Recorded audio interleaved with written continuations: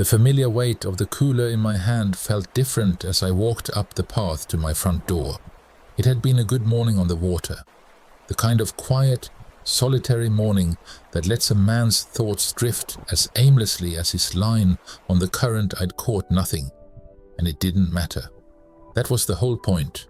The peace was the prize. That peace shattered the moment I saw the door. It wasn't closed. It was ajar, hanging open just a sliver, a dark, unnatural line against the white frame. My first foolish thought was that I'd forgotten to pull it shut, but I'm a creature of habit. I lock the door, always. I felt the first cold trickle of dread as I stepped closer. The deadbolt was splintered, the brass strike plate torn clean from the jamb, leaving ragged pale wounds in the dark wood. Someone hadn't picked the lock. They'd kicked it in a brute force entry, messy, disrespectful. I pushed the door open, the cooler handle digging into my palm. The smell hit me first. It wasn't a new smell, just the familiar scent of my home. Old books, lemon polish, the faint, comforting ghost of my wife's perfume. But it was violated, tainted by the sharp metallic scent of fear and adrenaline left behind by the intruder. My home had been breathed in by a stranger. The living room was a war zone. My books, my quiet companions for 30 years of retirement, were not on their shelves. They were scattered across the floor, spines cracked, pages splayed like wounded birds. The drawers of my writing desk were upended, their contents, pens, stamps, old photographs, spilled across the rug. The television was gone, a dusty rectangle on the stand, the only proof it had ever been there. But that was just stuff, replaceable. My eyes were already scanning, looking past the chaos, looking for the heart of it. I walked through the wreckage, my boots crunching on a shattered ceramic lamp my wife had loved. I didn't stop. I moved down the hallway, my heart a dull, heavy drum in my chest. The door to my bedroom was open. I stood on the threshold, and the air left my lungs in a quiet, defeated sigh. There, on the wall opposite the foot of my bed, was a blank, dusty rectangle, a void. The safe was gone. It wasn't a big safe. It wasn't even a particularly modern one, but it was my sanctuary. Inside was the physical proof of my entire life, the one I'd built after I buried the other one. My late wife's jewelry box was in there. Not the expensive pieces, but the sentimental ones. The simple silver locket I gave her on our first anniversary. The charm bracelet our daughter, Sarah, made for her in kindergarten. The delicate pearl earrings she wore on our wedding day. That was her life, her memory, sealed behind steel. There was also the emergency cash, $10,000 I'd slowly set aside over the years, a quiet old man superstition about having tangible money, and my old service pistol, a heavy, cold piece of steel I hadn't touched in over a decade, a relic from a persona I'd long since retired. They had taken my past, my security, and my last vestige of a forgotten power. The violation wasn't just of my property, it was of my soul. They had reached into the most private chamber of my life and taken a piece of it. I felt a hot, sharp anger begin to burn through the initial shock. This wasn't random, this was targeted. They knew what they were looking for. I forced myself to move, to walk into the room. I needed to see, to absorb the totality of the insult. I looked at my favorite armchair, the worn leather one by the window where I read every evening. It had been slashed, the upholstery torn open in a long, vicious gash, the stuffing pulled out like innards. A final petty act of vandalism, and there, caught on a single stubborn thread of the torn leather, something glinted. I leaned in, my old knees protesting. It was a cufflink. A single distinctive silver cufflink, shaped like an intricate, stylized M. It was heavy, expensive, the kind of flashy, tasteless accessory a man buys when he wants to scream his success without having to say a word. I knew this cufflink. I'd seen it 100 times. I'd watched its owner fidget with it at family dinners, seen it catch the light as he gestured while telling some exaggerated story about a real estate deal. It was Mark's, my son-in-law, Mark. My fingers, calloused from a lifetime of work, were trembling as I carefully worked the cufflink free from the leather. I held it in my palm. It was cold. It was damning. It was a message left not for the police, but for me. A brazen, arrogant signature on the crime. He had ransacked my home, stolen my wife's memory and my peace of mind, and in his haste or his hubris, he had left his calling card behind in the ruins of my favorite chair. I closed my fist around the cold metal. The anger was gone, replaced by something else, something colder and far more dangerous. A deep, settling calm, the kind of calm that comes before a storm. Thought this was an ending. He thought he had won. He had no idea that for a man like me, this was just the beginning. The first thing you learn in my former line of work is that the performance is everything. It's not about the mask you put on for the job. It's about the face you wear every single day. For the last 20 years, my face has been that of Arthur Just Arthur, a 68-year-old retiree with a fondness for puttering in his garden, a man whose greatest excitement is the arrival of the seed catalogues in the spring. To my daughter Sarah and her husband, Mark, I am Grandpa. A little slow, a little set in my ways, a man whose stories about the old days are charmingly vague and utterly, boringly benign. They have no idea that the old days were 3 decades spent in absolute silence, moving through darkness that felt like a second skin.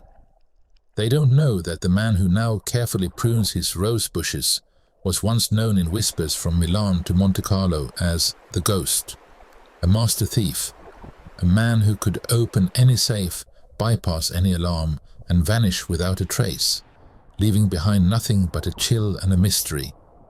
I wasn't just good, I was a legend, and then one day I simply ceased to exist. I walked away, buried that man in a grave so deep I sometimes forget he's there.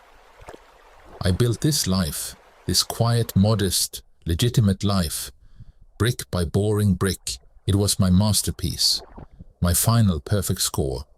And now, standing in the wreckage of my own living room, I can feel him stirring in that deep, dark grave.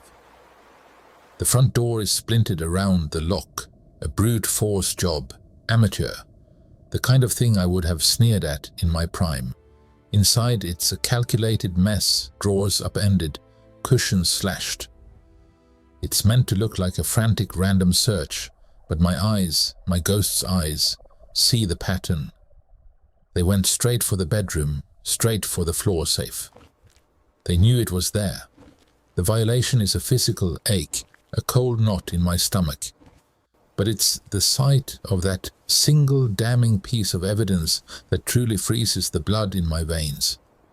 A silver cufflink, sleek and modern, caught on the torn fabric of my favorite armchair. I know that cufflink.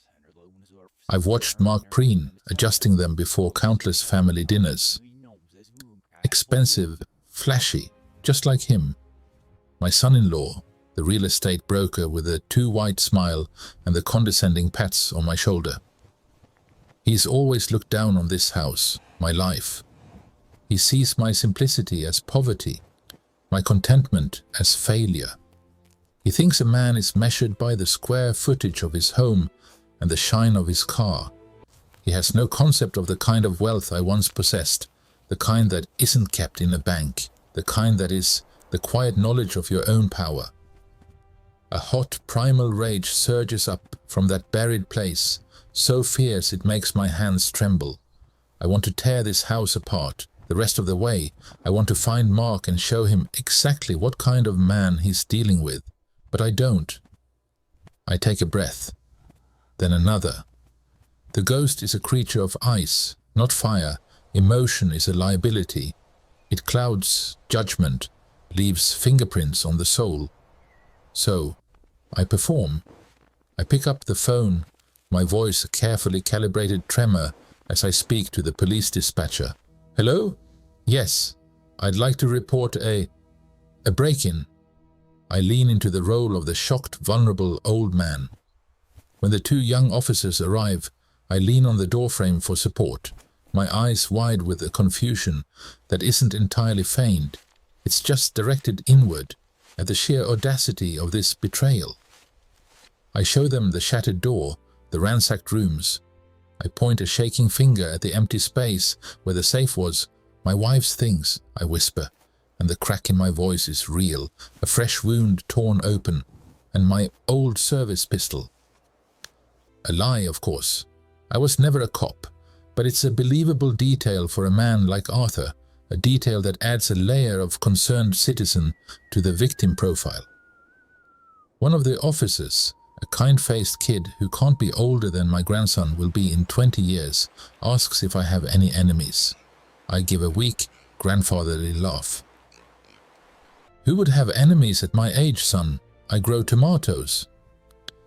They take notes, they dust for prints, their movements efficient and utterly futile. I watch them, and a cold, detached part of my mind is already analyzing their technique, finding the flaws. They are looking for a common burglar. They are not looking for a snake in my own garden. When they ask about the cufflink, I play dumb. Oh, that I don't know. Must have come from one of my daughter's visits. She and her husband are always losing things. I hand it over, my face a perfect mask of helpful, bewildered innocence. I watch the officer bag it, a piece of the puzzle that will likely be filed away and forgotten. They don't see the connection. Why would they? They see a frail old man and a fancy cufflink. They don't see the trap being set. After they leave, promising to increase patrols in the neighborhood, I stand alone in the silence. The performance is over for now. The house is a crime scene, but my mind is already a war room. Mark thinks he's clever. He thinks he's stolen from a weak old man. He has no idea that he hasn't stolen from Arthur. He's awakened the ghost. And the ghost doesn't call the police to solve his problems. The ghost handles his own affairs, but for now the mask stays on. The calm is a weapon, and I am loaded, aimed, and waiting for the perfect moment to fire. The days after the robbery bled into one another, a grey, monotonous smear. The police came, took their notes, and left. They were polite, professional, and utterly useless. The lead detective, a man with a tired face and a decent handshake, called it a professional job. He said the word with a kind of grim respect, and I had to bite the inside of my cheek to keep from laughing. If only he knew. Professional, they had no idea. And then there was Mark. My son-in-law became a permanent clawing fixture in my home. He'd show up unannounced, his face a perfect mask of concern, always with a casserole from Sarah, or a pamphlet for some new high-tech security system. He was like a vulture, but one dressed in a bespoke suit, circling a kill he thought was already made. "Arthur, you can't stay here like this," he'd say, his voice dripping with a sympathy so thick you could spread it on toast. He'd gesture vaguely at the new deadbolt I'd installed myself. "This is just a band-aid. These guys, they're pros. If they want to get in again, they will. You need a real solution." He started talking about communities, gated communities, retirement communities, places with real security, Arthur, 24/7 patrols, panic buttons in every room. You'd have people your own age around. Activities. He made it sound like a luxury resort, but I heard the subtext clearly, ringing in my ears like a fire alarm. "You're old. You're vulnerable. You're in the way. Go somewhere we can forget about you." I played my part. I was Grandpa Arthur, the slightly befuddled, heartbroken old man. I'd nod along, my eyes watery, and mutter things like, "I just don't understand who would do this," or "Margaret's things." They were all I had left. I'd watch him watching me, and I could see the satisfaction in his eyes. He thought he was winning. He thought he was dealing with a feeble old man whose spirit had been broken along with his front door. The invitation for the housewarming party arrived 2 weeks to the day after the robbery. Thick cream-colored cardstock. Embossed script.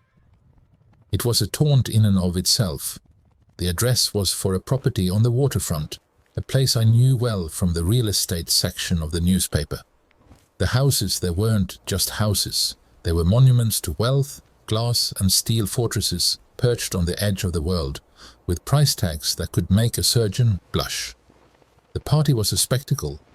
Valet parking. A string quartet playing softly on a vast manicured lawn that sloped down to a private dock. The house itself was a brutalist masterpiece of glass and cantilevered concrete, all sharp angles and breathtaking views. It screamed new money, loud and tasteless. Mark greeted guests at the door, beaming, shaking hands like a politician. He looked like the cat that got the cream, the canary, and the whole damn pet shop.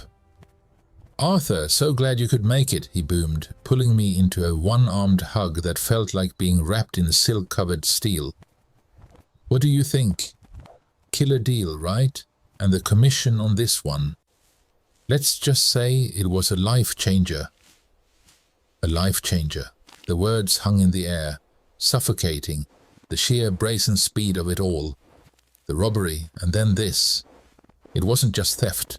It was a performance. He was staging a play for me, and this house was the grand final set. He wanted me to see it.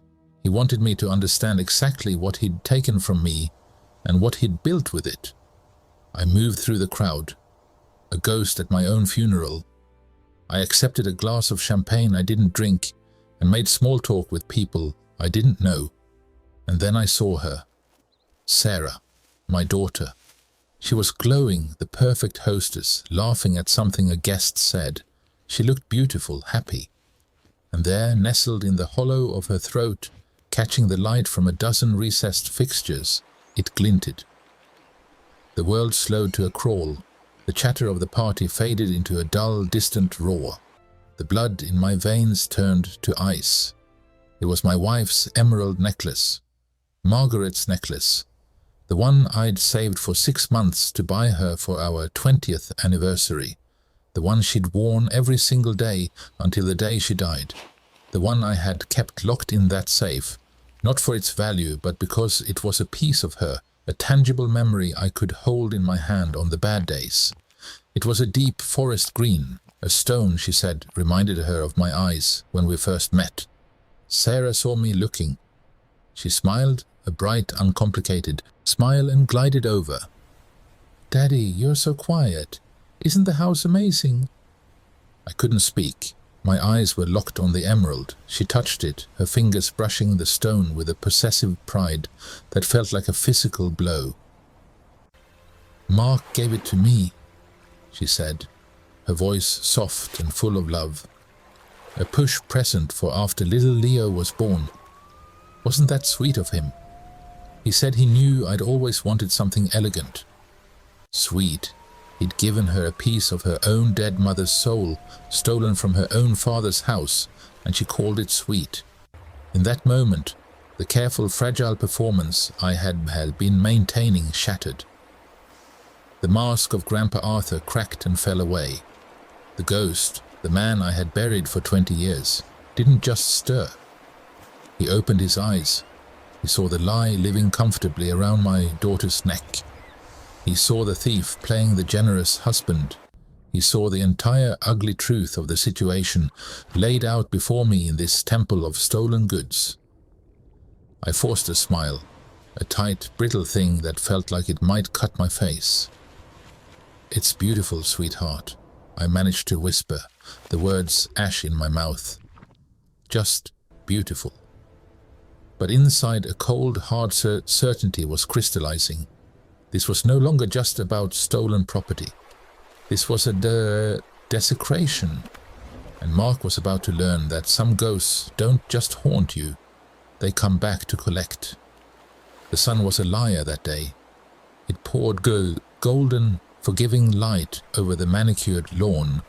glinting off the absurdly expensive stainless steel grill and the water of the bay beyond. It was a picture of success, of a young family thriving. My daughter Sarah's laughter rang out from the deck, a sound that had always been my favorite melody, but today it felt thin, like a note played on a cracked instrument. This was their housewarming party, a celebration of the multi-million-dollar waterfront property my son-in-law Mark had supposedly acquired through a killer deal.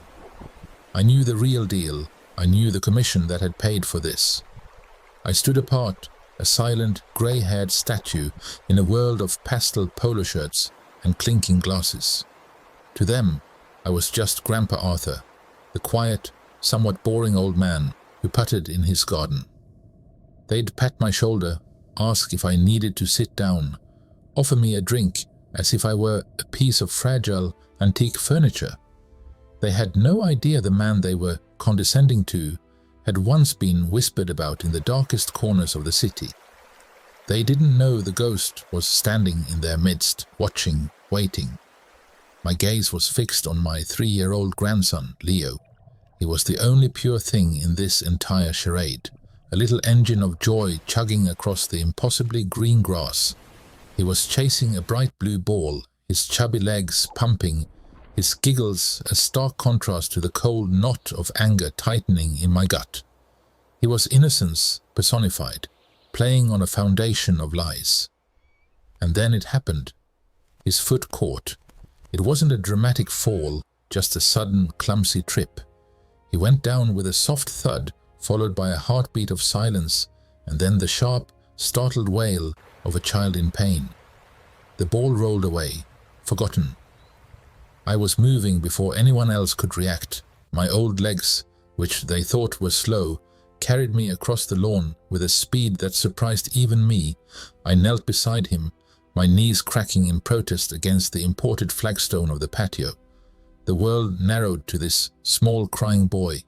"Shh, Leo, it's okay, Grandpa's here," I murmured, my voice a low, steady rumble. I cupped his tear-streaked face, my thumb wiping away the warm, salty drops. His little knee was scraped, a patch of raw pink skin beading with tiny drops of blood. It was a small hurt, the kind that a kiss and a bandage would fix, but it was the context that turned that small hurt into a seismic event. As I comforted him, my eyes, trained over 3 decades to see what others missed, scanned the ground. The stone he'd tripped on was one of a dozen that formed a decorative border around a raised flower bed, but this one was different. It was slightly misaligned, jutting up maybe 1/8 of an inch higher than its neighbors. The grout around it was a different shade, fresher, lighter, not yet weathered by sun and rain. It was a sloppy job, a rushed job, a tell. My mind, which had been a simmering pot of quiet fury since I'd found my home violated and my wife's jewelry stolen, suddenly went cold and crystal clear. The pieces, which had been swirling in a chaotic cloud of suspicion, slammed into place with the force of a physical blow.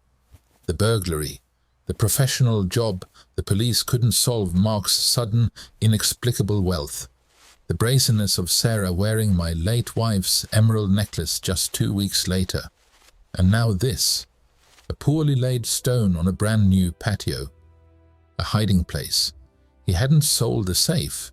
He hadn't pawned the contents. He'd buried it, right here, in his own backyard. He'd hidden the evidence of his crime against his own family under the very ground his son played on. I looked from Leo's tearful face to the offending stone. My grandson's blood, a single perfect crimson droplet, had fallen onto the pale, fresh mortar. That was the click. It wasn't a sound, it was a sight. The sight of my innocent grandson, hurt and crying, his pain literally mingling with the spoils of the crime committed against me. The sight of that fresh mortar, a blatant clue left by an arrogant, careless amateur who thought his father-in-law was a senile old fool. The last thread of my patience, the last vestige of Arthur, the retired grandfather, snapped. A stillness descended upon me, A cold, focused calm I hadn't felt in over a decade. The anger didn't vanish. It was forged into something else, something sharper, more lethal. It was a switch being flipped in the deepest part of my soul.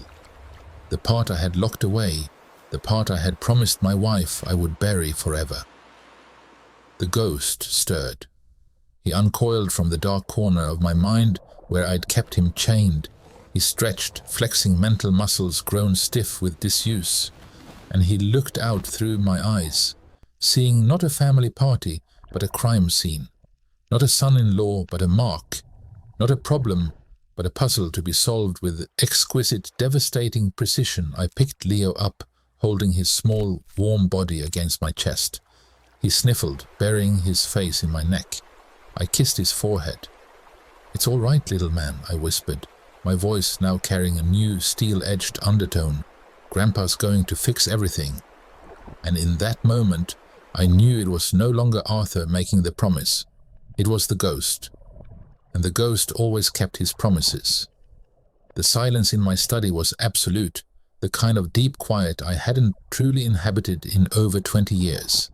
It wasn't the quiet of an old man dozing in his chair. This was the operational silence of the ghost, the kind of quiet you find in the space between heartbeats when you're listening for the tumblers in a lock to fall, or for the nearly inaudible sigh of a pressure plate disengaging. I looked at my hands, resting on the worn leather of my desk. They were an old man's hands now, speckled with age, the knuckles a little swollen. But the memory of what they could do was still there, a phantom skill etched into the muscle and bone. He thinks he's smart. Mark, my son-in-law. The man with the slicked back hair and the soul of a vulture. He used a sledgehammer and greed, a brute force entry, smashed the door, ripped the safe from the wall. It's the method of someone who sees a thing and simply takes it, with no thought for the architecture of the act, for the art of it. It's loud, it's messy. It leaves a trail of splintered wood and torn fabric and a single stupid expensive cufflink. He operated on impulse. On avarice I operated on finesse and silence. For 30 years my name was a whisper in places he wouldn't dare to walk. The ghost didn't leave cufflinks behind. The ghost didn't leave anything behind but a story that might have been a dream. And the hiding place. A patio stone. He hid my safe, the container of my most precious, painful memories, under a patio stone like it was a common grave. He buried the last physical pieces of my wife next to his barbecue grill. The sheer, breathtaking amateurism of it was an insult in itself. It was a child's idea of a hiding spot. The police, God bless them, they're looking for a pawnshop trail. They're running serial numbers, checking databases, asking questions in the wrong rooms. They're not thinking about a landscaper's invoice. They're not considering the man who paid cash for a few extra bags of mortar and a single specific slab of bluestone to finish his new ostentatious waterfront paradise. But I see it all now, laid out before me like a blueprint I didn't want to read. The purchase of the house, the speed of it, funded by my stolen life. My Sarah, my own daughter, wearing her mother's emerald around her neck, a trophy from the man who defiled her father's home. And my grandson, my little man, scraping his knee on the ill-gotten gains, crying on the very spot where his grandfather's heart had been buried. That was the spark. That was the moment the last ember of Arthur, the retired grandfather, was snuffed out, and the cold, familiar fire of the ghost was lit. This isn't about calling the police. They've reached their limit. This isn't about a confrontation, some dramatic shouting match in his marble foyer. That's what a normal person would do. That's what he would expect. He expects the old man to get angry, to weep, to plead. He does not expect the ground to shift beneath his feet. No, this is different. This is a heist in reverse. I don't need to steal the safe back. What would that prove? That an old man can still be a thief. I retired that man, I buried him with honor. To dig him up now, for something as crude as retrieval would be a desecration. The goal is far more elegant. The goal is to make him reveal it, to make him, in a cold sweat of panic, dig it up with his own hands and hand it over in front of everyone. I need to orchestrate his confession. I need to build a box around him so tight, with walls of such immense, inescapable pressure, that the only way out he can see is to expose his own crime. It's not about force. It's about leverage. It's about understanding the man. Mark is not a criminal. He's a greedy man who committed a crime. There is a world of difference. A criminal plans for consequences. A greedy man only plans for the prize. He is arrogant, but he is also a coward. He is terrified of losing what he has, his reputation, his money, his carefully constructed image of success. So I will threaten all of it, not with a gun, but with paperwork, not with a threat, but with a whisper. An anonymous tip to an insurance investigator about irregularities in his firm's books. Let the auditors descend. Let them pick through his financial life with their fine-toothed combs. Watch him grow paranoid, watching every colleague, every partner, wondering which one talked. And then the final beautiful turn of the screw. The rumor. A carefully planted, utterly fabricated story, delivered through a channel he will trust that a rival crew, real hardened professionals, has heard about his score, that they know about the safe under the patio, that they are coming for it and for him. He will picture men like the man I used to be, standing in his shadow, and he will feel a fear he cannot comprehend. He will be caught between the relentless, legitimate pressure of the state and the terrifying, spectral pressure of the underworld. He will have nowhere to look but down at that misaligned stone in his perfect patio, and he will break. He will, in a frenzy of self-preservation, try to move it, to make it disappear, and I will be there, waiting, not to take it from him, but to watch him give it to me. Time to plan. The ghost is back, and he's not here to steal, he's here to collect a debt. The anger was a cold, hard stone in my gut, but it was useless. Rage makes you sloppy, it makes you loud, and for what I needed to do, I had to be a whisper. Mark thought he'd pulled off the perfect crime against a feeble old man. He'd used a sledgehammer. I was about to teach him the meaning of finesse. My plan wasn't about confrontation. It was a 3-act play of psychological pressure, and the curtain was about to rise. The first act was about creating a prop I needed: a safe. Not just any safe, but a perfect replica of the one he'd stolen from my bedroom. The one that, to him, represented his entire score. I still had the make and model number burned into my memory. A Sentry Safe X055. I couldn't just go buy one. That would leave a trail, a digital footprint a half-competent detective could follow. No, this required a trip into the shadows of my past. I drove 45 minutes to a part of the city that time had forgotten, to a pawn shop called Uncle Vinny's Treasured Trash. The name was a joke. Vinny dealt in information and specialized acquisitions, not trash. The bell above the door chimed with the same tired, tinny sound it had 30 years ago. The air still smelled of stale cigars and dust. Vinny looked up from a disassembled watch, his eyes, magnified by thick glasses, narrowing before widening in recognition. "Arthur," he said, his voice a dry rasp. "The ghost. I heard you'd retired to a garden." "Even ghosts need a hobby, Vinny," I said, leaning on the counter. "I need a box. A Sentry Safe X055. New, or looks it. No serials, no history." He didn't ask why.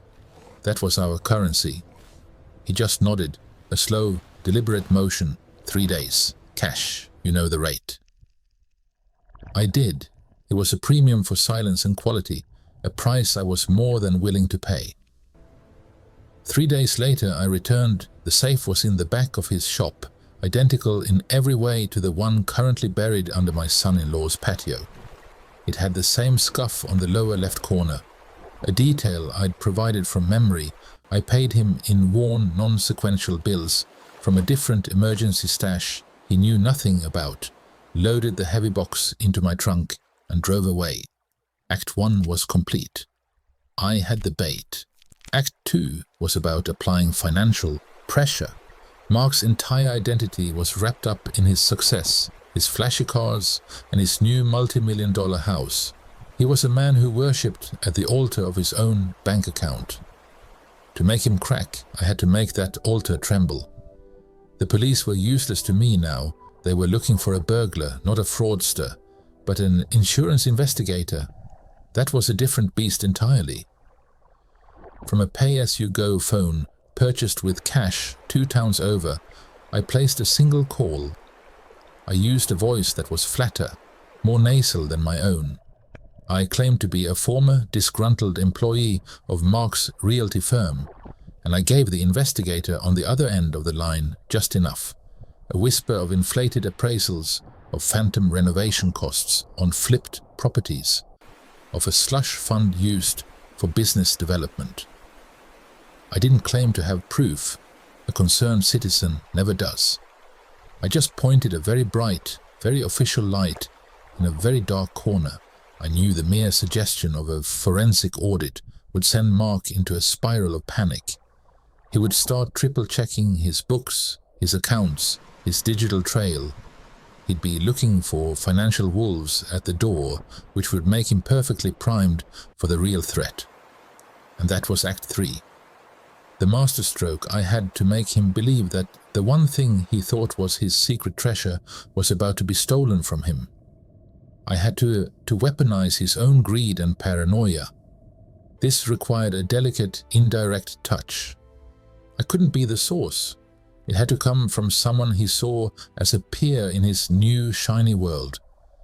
I waited for the annual neighborhood block party. It was a loud, chaotic affair, perfect for a quiet word.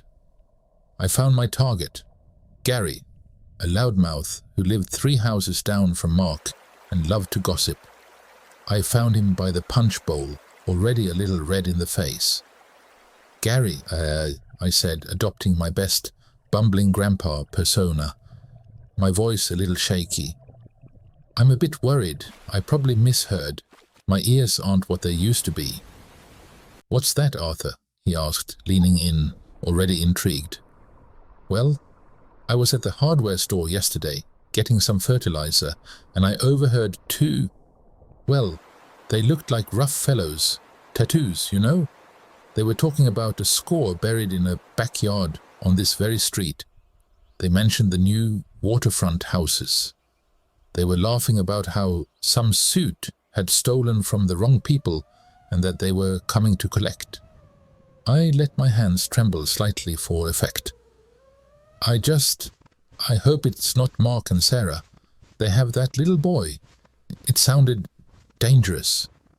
I saw the sparklight in Gary's eyes. This was juicier than any property deal. Don't you worry, Arthur, he said, clapping me on the shoulder. I'll have a quiet word with Mark, man to man. He should know if there's trouble. I knew Gary wouldn't be quiet.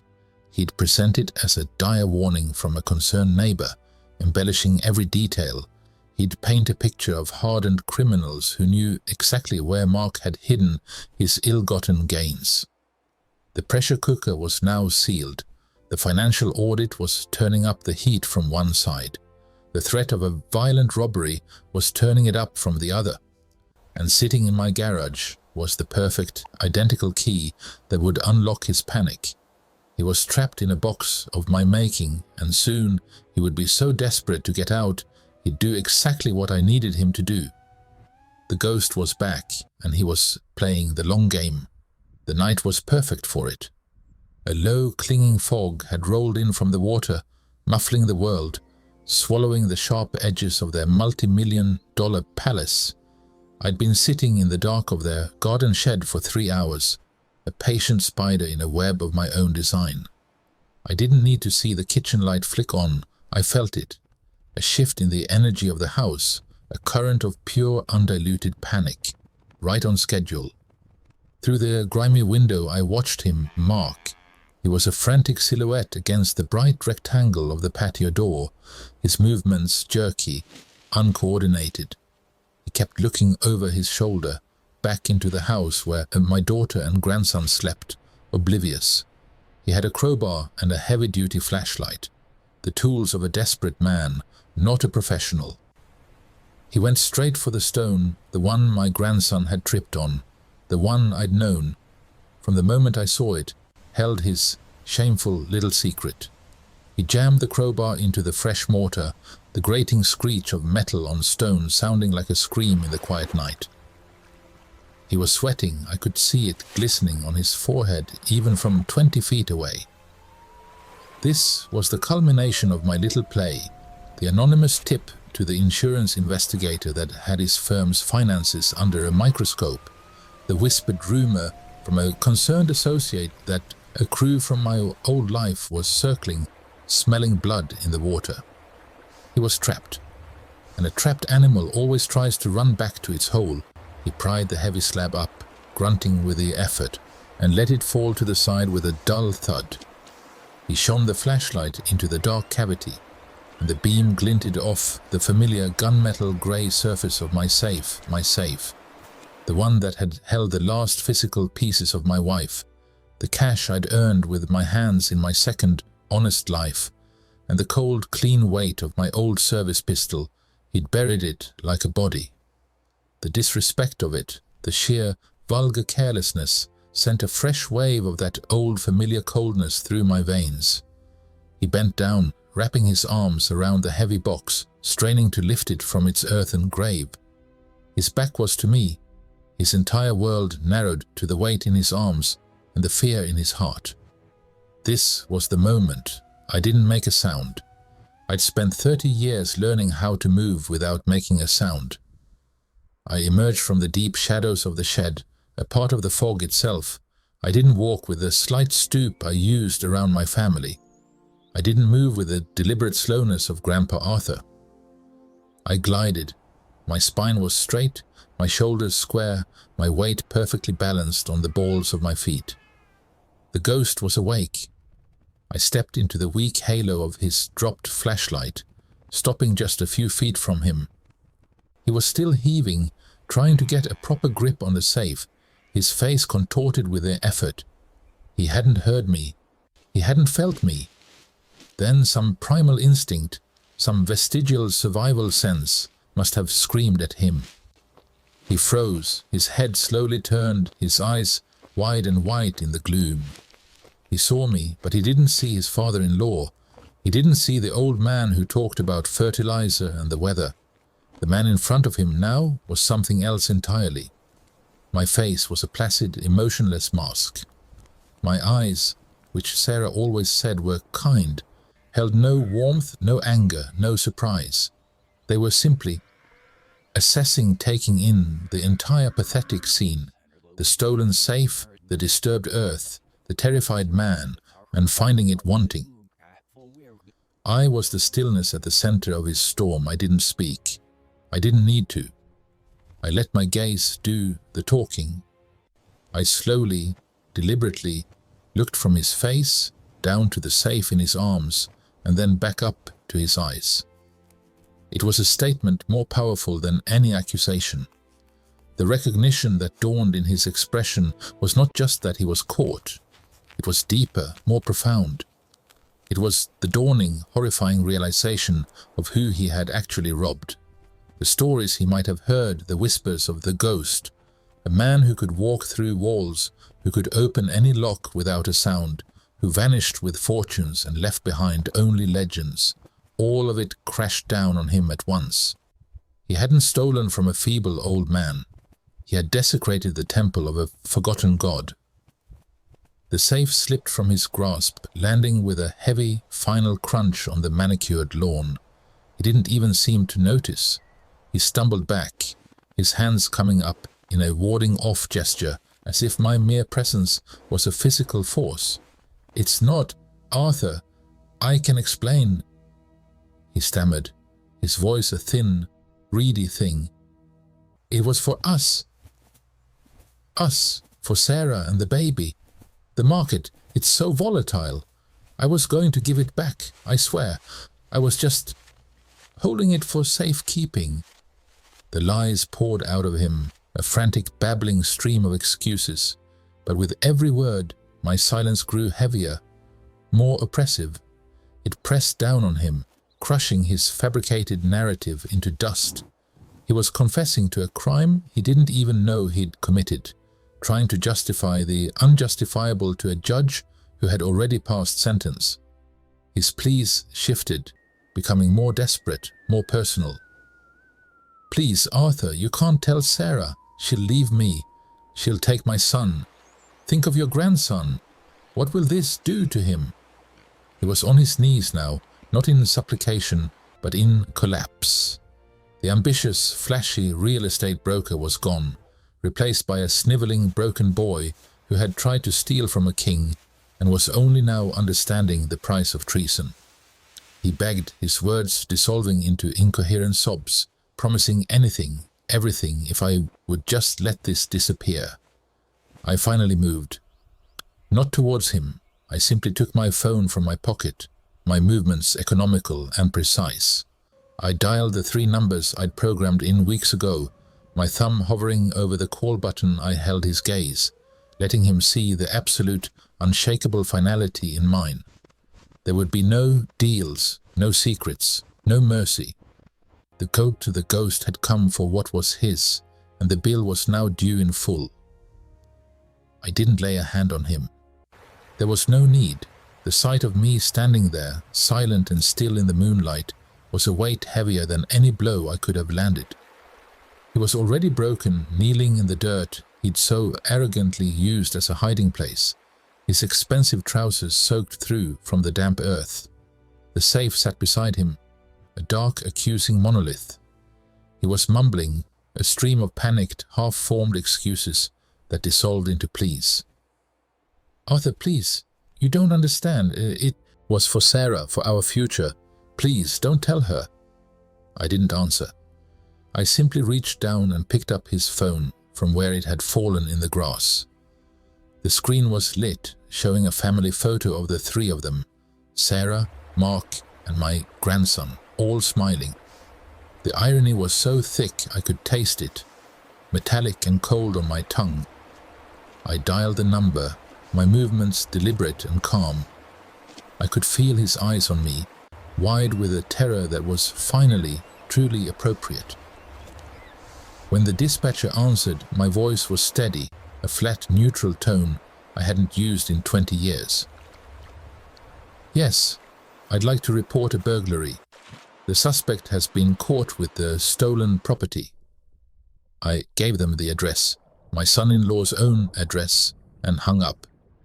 I placed the phone back on the grass, exactly where I found it.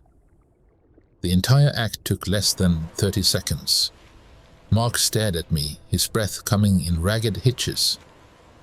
"What are you doing?" he whispered, the question hanging in the night air like a ghost. I finally spoke, my voice low, barely more than a breath. "I'm calling the police. You're the burglar." The understanding that dawned on his face then was more complete than any confession. He realized I wasn't going to beat him. I wasn't going to shout. I was going to use the very system he thought made him superior, the law, order, appearances, to dismantle him completely. He had tried to frame me as a senile old victim. I was framing him as exactly what he was, a common thief, caught red-handed. The wait for the police was a study in silence. He knelt. I stood. The only sounds were the distant hum of the city and the ragged rhythm of his breathing. I watched him, this man who had married my daughter, who had sat at my dinner table, who had held my grandson. I felt no rage in that moment. The rage had been the fuel. This now was the cold, precise engine of consequence. When the blue and red lights finally painted the trees, and the 2 officers stepped into the backyard, the scene needed no explanation. A man on his knees, covered in dirt, next to a heavy safe that had clearly been dug up from the ground. One of the officers, A young woman with a sharp, intelligent gaze shone her flashlight on the safe, then on Mark's face. "Sir," she began, but Mark was already talking, his words tumbling over each other in a desperate, incoherent flood. "It's not what it looks like. This is my father-in-law. He's setting me up." The officers looked at me. I was just an old man in a simple jacket, my hands in my pockets, my face a placid mask of weary relief. "Officers," I said, my voice trembling just enough to be believable, "that's my safe. It was stolen from my home 3 weeks ago. It has my late wife's jewelry inside and my old service pistol." The other officer, an older man with a weary stance, knelt and, with a grunt, popped the safe's lid open. The beam of his flashlight illuminated the contents, and the glint of emeralds and gold was an undeniable truth. My wife's necklace, her rings, the stacks of cash, my pistol, oiled and clean. The evidence was irrefutable. It was then that the back door slid open. Sarah stood there, wrapped in a robe, her face pale with sleep and confusion. "Dad? Mark? What's going on? What are all these police cars?" Her words died in her throat as she took in the scene. Her husband on his knees in handcuffs, the officers, the open safe, the jewels spilling out. Her eyes, wide and disbelieving, went from Mark to the safe to the jewelry. She saw her push present, the emerald necklace, lying there in the dirt-stained box. I saw the exact moment the pieces connected in her mind. The killer deal on the house, the sudden wealth, her father's unfortunate robbery. The horror was immediate, a physical flinch. But then her gaze shifted to me, and that's when I saw the dawning realization. It wasn't just horror at her husband's betrayal. It was a new, terrifying understanding of the man she called Dad. She looked at my calm posture, my steady hands, the absolute control I held over the chaotic scene. She saw that I wasn't surprised. She saw that I wasn't a victim. She saw the ghost of the man I had been, standing right there in her perfect, stolen backyard. Her face became a mask, not just of a woman betrayed by her husband, but of a daughter realizing she had never truly known her father. As the officers led a sobbing, broken Mark toward the squad car, Sarah didn't move to stop them. She just stood there, one hand pressed to her mouth, her eyes locked on mine. The silence between us was louder than any siren. It was the sound of her old world shattering and a new, more complicated one. Beginning? The old armchair groans, a familiar, comfortable sound as I settle into it. The upholstery on the arm is mended now, the tear where that silver cufflink, snagged expertly, rewoven by a man I knew from the old days, a man who asked no questions. The safe is back in the corner of my bedroom, its door open, to show it's empty. It's not a vault anymore. It's a monument. A reminder that some lines, once crossed, can never be uncrossed, and that the consequences for crossing them are absolute. 6 months have a way of sanding down the sharpest edges of chaos, turning raw, screaming events into quiet history. The house feels different with Sarah and little Leo here. Their presence fills the rooms with a new kind of life. The thump of a toddler's running feet, the soft murmur of my daughter on the phone with her lawyer, the scent of a simple dinner cooking instead of the microwave meals for one I'd grown accustomed to. It's a life I thought I'd lost forever when my wife passed.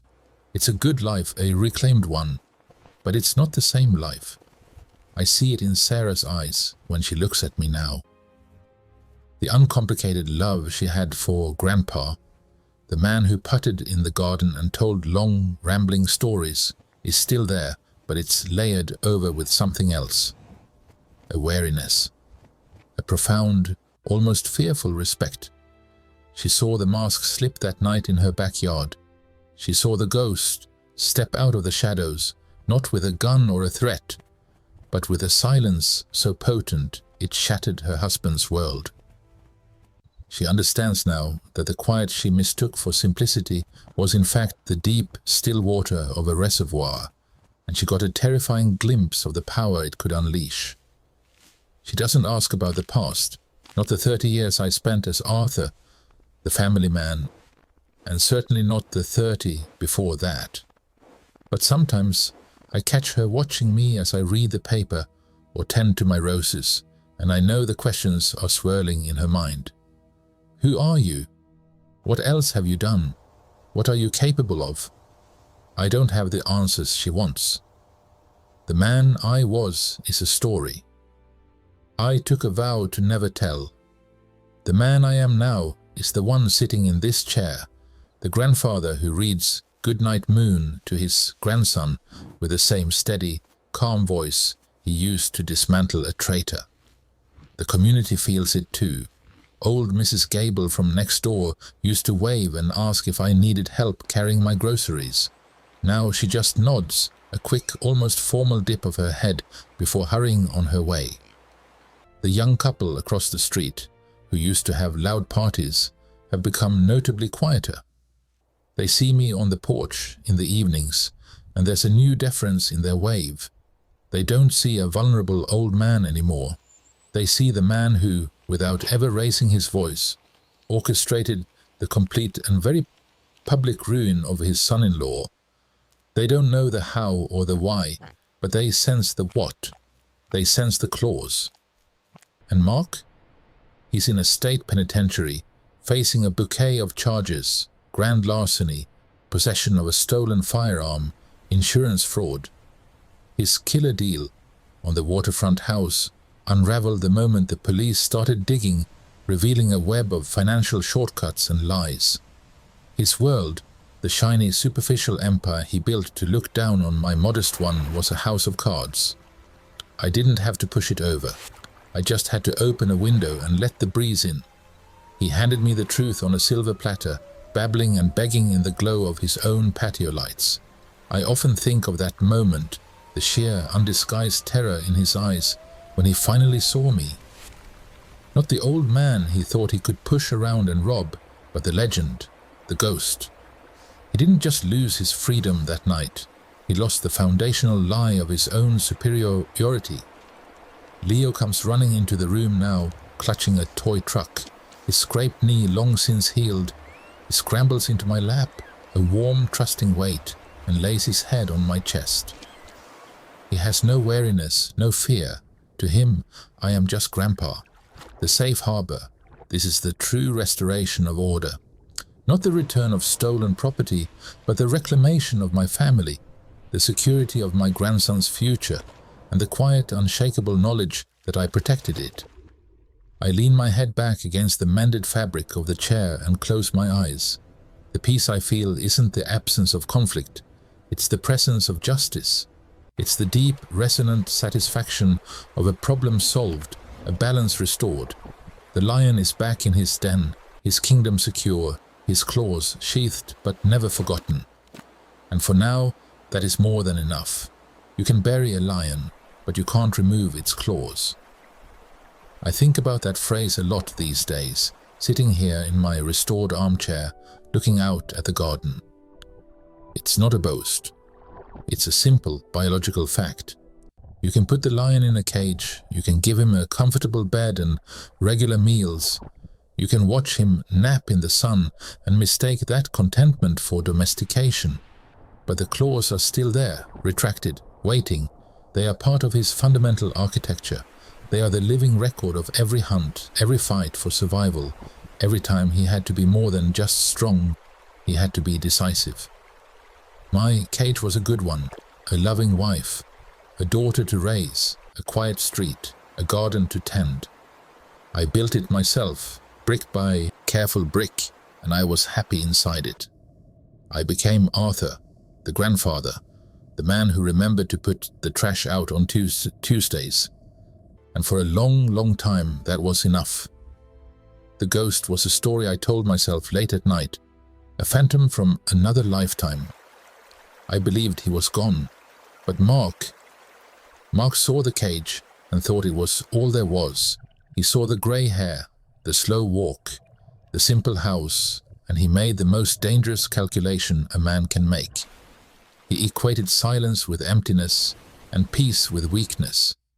He thought that because I didn't feel the need to prove myself anymore, I had nothing left to prove. He mistook my choice to live a quiet life for an inability to live any other way. That was his first and final error. Underestimating a man based on his age or his silence is a fatal flaw in logic. Age doesn't make you feeble, it gives you context. It teaches you that not every battle is won with a shout. Sometimes the most powerful victories are won in the quiet spaces between actions, in the patient application of pressure, in the absolute certainty that comes from having seen it all before. Silence isn't a void. It's a reservoir. It's where you store the lessons from every scar, every loss, every time you had to look into the abyss and decide not to blink. My 30 years as the ghost weren't about brute force. They were about psychology, about patience, about understanding the intricate clockwork of human greed and fear. I didn't lose those skills. I just put them in a drawer, like my old lockpicks, knowing exactly where they were if I ever needed them again. And that's the core of it, the lesson I hope you take from my story. Respect your elders, but don't respect them out of some hollow sense of obligation, or because you think they're fragile and need coddling. Respect them because you have no idea what they had to become strong enough to survive. The world I survived doesn't exist on any map you can find today. It was a world of shadows and handshake deals, of looking a man in the eye and knowing whether he would keep his word or put a knife in your back. It was a world that forged you in a very specific fire. You don't come out of that fire soft. You come out tempered. You come out with an understanding of leverage that has nothing to do with physics and everything to do with the human soul. Mark thought he was leveraging my age, my supposed vulnerability. He never understood that I was leveraging his own character, his greed, his arrogance, his fundamental lack of depth. I didn't beat him with muscle. I beat him with the memory of it. I let the ghost out for just one night, not to crack a safe, but to crack a man, and it was enough. The look in his eyes when he finally saw me, not Grandpa Arthur, but the man I used to be, the man I still was, deep in my bones, that was worth more than any jewel he stole. It was the look of a man realizing he'd just kicked a sleeping lion. So now the safe is back. It's empty, of course. The jewels were returned, the cash given to my daughter to help her start over. The safe's purpose now is purely symbolic. It's a reminder, to me, and to anyone else who might get a foolish idea. It says that the lion is still here. He's back in his cage, content, napping in the sun. But the claws are right where they've always been. Now, if you'll excuse me, I have a garden to tend. The roses need pruning, and you have to be very, very careful with the thorns.